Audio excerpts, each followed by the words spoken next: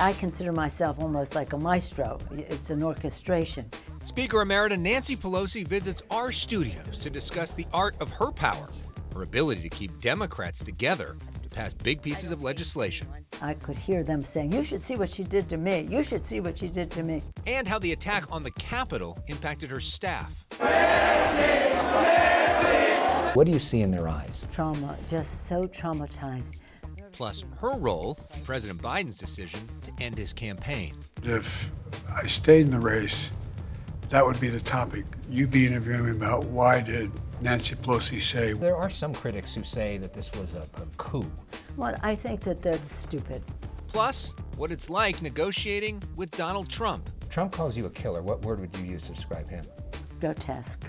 Broadcasting across California, you're watching The Issue Is. Welcome to a very special edition of The Issue Is. I'm Elex Michaelson, and with us this week is perhaps the most successful and influential legislator of all time, Nancy Pelosi. Welcome back to The Issue Is. My pleasure to be here, Alex. And her book is the #1 bestseller on the New York Times. It's called The Art of Power, My Story as America's First Woman Speaker of the House. And I'm assuming you're a fan of Hamilton, right? I am, but I'm more of a Jefferson person. Okay, well, but I mean Hamilton. Okay, so but in the musical, Hamilton. Of course, they have that great song, "The Room Where It Happens."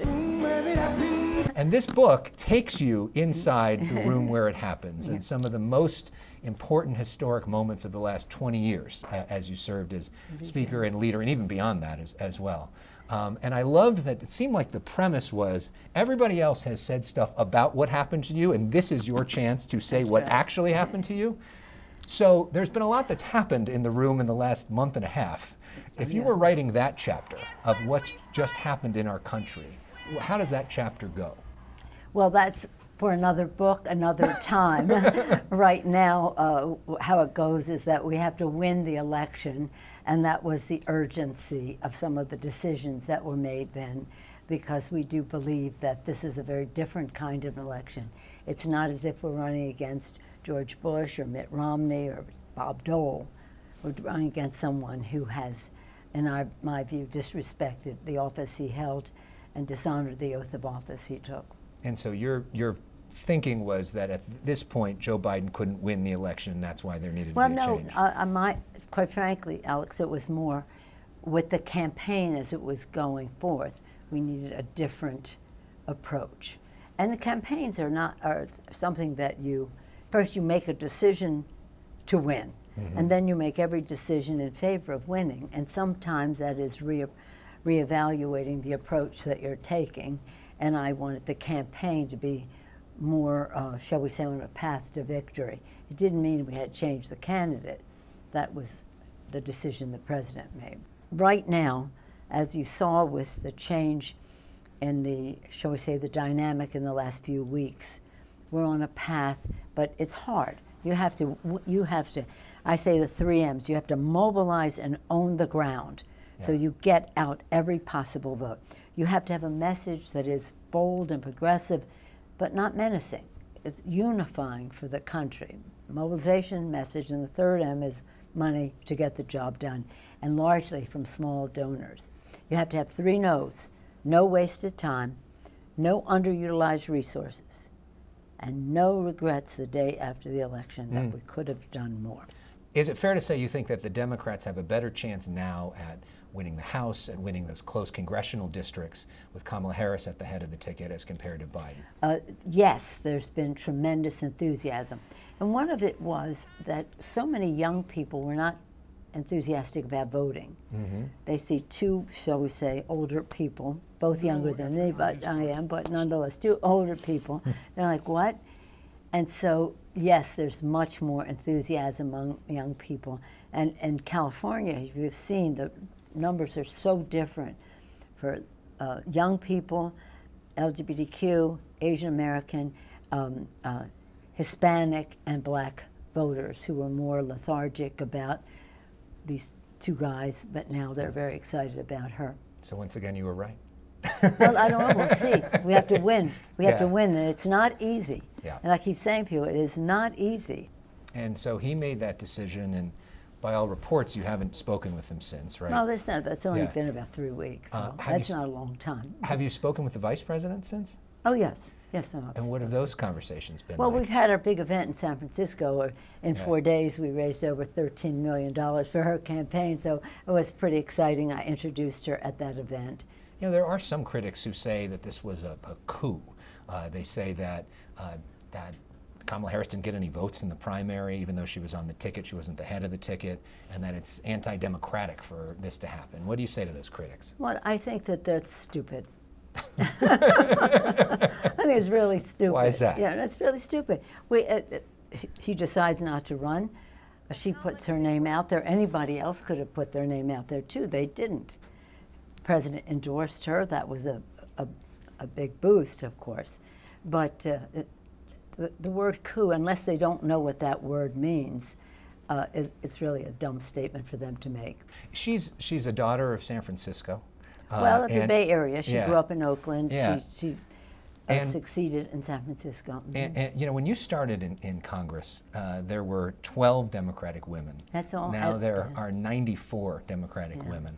The concept that there could be a female president from the Bay Area, what does that mean to you? It's exciting. Kamala, I know her for decades. Right. She's a person of great faith, which is reflected in her community service and the rest. She's a person of great, that's personally. Officially, she's strong. She knows her issues, she knows her strategy, she knows how to communicate it, as we see most recently with the woman's right to choose, but other issues, of course, globally and domestically. And she's politically very astute, so personally strong, officially strong, politically astute, knows how to win difficult elections. Up next, the inside story of how Pelosi keeps Democrats in line to pass historic legislation. I always say to them, I'm sure you know your district better than I do, but I know the issue probably better than you do. We're talking with Nancy Pelosi, the author of The Art of Power, My Story as America's First Woman Speaker of the House. And let's talk a little bit about your legislating, because you are a master legislator. Well, I love being a legislator. Yeah. People always say to me, why didn't you run for some other office? I said, but I like the job that I have. How do you define a master legislator? What does that mean to you? Well, it means success. It means getting the job done. I don't think the public really has any idea the hard work that legislators do at any level. I'm just talking now about the Congress. When we have a bill, for example, the Affordable Care Act, there's so much gathering the intellectual resources, listening to the public, the outside mobilization, the inside maneuvering. But people, I don't think they really think that we go there and vote and go home or something. No, it's a heavy lift. But it's, I consider myself almost like a maestro. It's an orchestration. You have a lot of talent, many different versions of the story that you have to, so I say I'm a maestro, but I really think of myself as a weaver, just weaving together the beautiful diversity of our caucus, making sure everybody knows that every thread is essential to our tapestry, and that even though we may not have unanimity all the time, we have consensus to get the job done, and you may not have your way one day, but tomorrow is another day, and you have your legislation then. I think I've interviewed almost every member of the Democratic caucus in California and talked to many of them privately about you. And the thing that they all say about you is that your knowledge of them and their district may be more than their own knowledge of themselves and their district. Can you talk about the way you research and your knowledge of everybody and their individual pain point and their individual needs? Well, it wasn't not so much research as experience. I was Northern Chair of the California Democratic Party for a while, then I was Chair of the California Democratic Party, and I know these congressional districts. I know the grassroots down to the last blade of grass. I know how different they are one from the other, and different within the districts. You know, if you're more coastal versus more inland. So, and I've helped elect many of them over the years, so I know the challenges that they face. They bring so much. Our state is the intellectual political resource for the country. So we have a big responsibility. And I always say to them, I'm sure you know your district better than I do, but I know the issue probably better than you do, so let's see where we can find our connection here. Let's talk about the Affordable Care Act. You tell this story of a woman named Elena Hung, whose daughter, Ziamora, when your speaker portrait was unveiled in 2022, she basically said that her daughter is alive today because of you. We have the ACA because of Speaker Pelosi. Describe the emotion, though, when you hear that. Well, it makes it all worth it. I mean, it's really worth it. My why has always been the 1 in 3 children in America who lives in poverty, goes to sleep hungry at night. So it's always about the children. What are the 3 most important issues facing the Congress? I always say the same thing. Our children, our children, our children. Their health, their education, the economic security of their parents. The bill is passed. That bill's pretty popular now. It was a challenge politically back then. And you write about the process of getting it done, including, which is interesting, your own Catholic faith. And one particular member who represents Notre Dame. And you called in a favor. What'd you do? I called Father Hesburgh, who was just the hero of heroes. He marched with Martin Luther King. He's been just a champion of values in our country for a long time. So I called him and said, I'm having some trouble with the bishops, but I want you to know that there's nothing in the bill. And I told him the people who were pro-life, who were supporting the bill because of the integrity of the bill.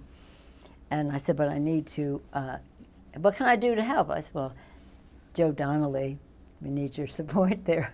So he said, give me his number. So he calls me, he says, Congressman Donnelly, the Speaker and I need your vote on the Affordable Care Act. So I didn't tell anybody because I had several tactics that, I kept close. And then I was going into the cloakroom from the floor. Cloakroom is where members gather off the floor. And I could hear them saying, you should see what she did to me. You should see what she did to me. Some of them in humor, some of them borderline. And then he said, you should see what she did. It was like the Pope calling me Father Hesburgh. So as long as he said it, then I thought I can put it in the book. Yeah. Now he's the ambassador to the Holy See. Under the Vatican. He went to the Senate after the House, and now the ambassador to the Holy See. He and his wife, they're so lovely. And so so the bill eventually passes, but then later there's this fight to keep it, and John McCain ends up being a saving grace, and we will always remember that image of him voting with the thumbs down. But thumb down heard round the world. You had a heads up to that. Yeah. What did he say to you? He said he would, as it was, this was early in the evening, as it was, he intended to vote against it. So when we chatted on the phone, I said, Senator, they're not doing any of that. They just went into the Rules Committee and said, forget all that, we're just proceeding. He said, you don't have to tell me what's going on. I know what's going on. And as it is now, I will be voting against it. And you think about without him. But I didn't tell anybody. Yeah. Anybody, not one soul. I don't know who else he may have told, but I didn't tell one soul. It probably didn't tell Mitch McConnell because he seemed surprised. He did. You know how to count the votes, but he had counted that vote for John McCain as an aye, and it was a no. When we come back, Pelosi on January 6th and former President Trump. So we're talking to Nancy Pelosi, the author of The Art of Power, and one of the things you write about here, you take us inside the room on what happened on January 6th, which was just heart-wrenching to read and to think of all these folks that are coming, screaming, where's Nancy, where's Nancy? Nancy! Your young staffers, and you describe the moment of seeing their faces. Because you were first taken to a secure location, you come back to the Capitol, you see their faces. What do you see in their eyes? Trauma, just so traumatized. I've never seen anything quite like it. They were just so frightened. They had for hours been under a table in the dark with room clothes, furniture up against the door where the other people were banging outside. They did get through one door, but they didn't get through the second door. Vicious. So you said when they were potentially coming to the Capitol, you made a comment about Donald Trump about what you wanted to do to him. I'm going to punch him out, and I'm going to go to jail, and I'm going to be happy. Well, in self-defense, he comes here, I'm going to beat him up. I know I could take him on. I mean, he's nothing. You could take him. I mean, you also write about the difference between negotiating with George W. Bush, somebody you were publicly pretty critical of at the time, and Donald Trump. Two different Republican presidents. What's the main difference in negotiating with Bush versus Trump? Well, first of all, let's say that Bob Dole, Mitt Romney, George W. Bush, now we're talking about somebody who actually was president, they're patriots. They care about our country. They honor their oath of office to protect and defend the Constitution of the United States. This guy is saying maybe we should terminate the Constitution. This is a horrible creature. People should. I respect people who may find reasons why they want to vote for them. That's their choice. But I see him, and Kamala says, I've prosecuted people like him. I know people like him. I know him. And he cannot be president again. You know, I spoke to somebody who worked very closely for Donald Trump and knows his thinking. And he said that of all the Democrats, he respected you the most. He refers to you as a killer in a positive way, because he thinks that you're the most ruthless in terms of operating in power. You understand the art of power. I don't like ruthless. Ruthless sounds... But he actually respects you more than any of the guys because he thinks you're the strongest of all of them. If Trump calls you a killer, what word would you use to describe him? Grotesque. Okay. But I mean, there's so many others. People say use a gentler word. Now they're using weird, and that has a market because it doesn't sound. It sounds descriptive. It doesn't sound insulting. It's descriptive. Grotesque. Up next, the figures that taught Pelosi about the art of power. As we wrap things up with Nancy Pelosi, the author of Art of Power, My Story as America's First Woman Speaker of the House, we do something on this show called the name game sometimes, where we say a name and then it's the first thing that comes to mind. But I wanted to do this with some of the people that I think you admire the most. And when I say the name, if you can think of maybe a sentence or two that they taught you in terms of the way you think about the art of power, okay? You ready for this? No, but anyway, go ahead. Yeah. Why would I be ready? Let's start with Congressman John Lewis. The most important lesson from him. Oh my gosh, John Lewis, the spark of divinity that exists in all of us, to be respected, and respected in ourselves, so that we treat people with respect. Lindy Boggs, who was there when you first started. Yeah, Lindy Boggs, she said, know your power and use it. Which is one of your mottos, right? Yes, it is. She taught me that. Senator Barbara Boxer, who was Congresswoman Barbara Boxer when you first got there. Barbara, she was remarkable. I mean, I love her like, well, as a sister. And one important thing that I always remember is she said, never question people's motivation, respect them. Senator Harry Reid, who you went through so many legislative battles with. I love Harry. You know, Harry, oh gosh, we're not show horses, we're work horses. And that meant a lot to me because then we could really work together without grandstanding or taking credit or anything like that. I know how important your Catholic faith is. Pope Francis. Oh, Pope Francis, saintly, just beautiful. And when I've seen him on occasion, he'll say, pray for me. And I'm like, no, you pray for me, okay? The Dalai Lama. The Dalai Lama, he had like a couple of hundred people, lamas, for lunch. And I talked to them about how we were going to take care of the Tibetans outside of Tibet, worry about those inside, do this or that. And we were going to, and I would say to the world that if we do not speak out for human rights in China, we lose all moral authority to speak about human rights any place in the world. The Dalai Lama gets up after I speak and said, now let us pray for Nancy, that we rid her of her negative attitude. And wrapping up with three that I think you'll really like. Paul Pelosi. No, this is such a beautiful gentleman, really, so lovely. Your mother, No, who my I know mother. is the key to so much of Baltimore's power. Well, my mother wanted me to be a nun, so what can I say? But she was wonderful. 7 children. She taught me from a political standpoint, I'm not going to personal, but a political standpoint. The grassroots volunteers are to be respected, and she spent a lot of time entertaining them and bringing them together and listening to them and their ideas and the rest. Yeah. And finally, your father, who was the mayor of Baltimore and a congressman, what did you learn from him? Well, one thing I repeat about him is he said, when these people are so negative, he said, "He who throweth mud loseth ground." Last question. What is the most important thing you want people to know about the art of power? It's about respect. You know, people say, what is the secret? No, it's respect. Respect for the people that you're serving and listening to them and what they really want. Respect for the people that you're working with who will vote to do this so that you're putting consensus together. And respect for people who don't even agree with you because they represent their constituents. So I think respect is the most vital attribute to bring to any of it. Just always, and I always say, keep friendship in your voice and treat everyone as your friend, but know who your friends are. I have so much respect for you.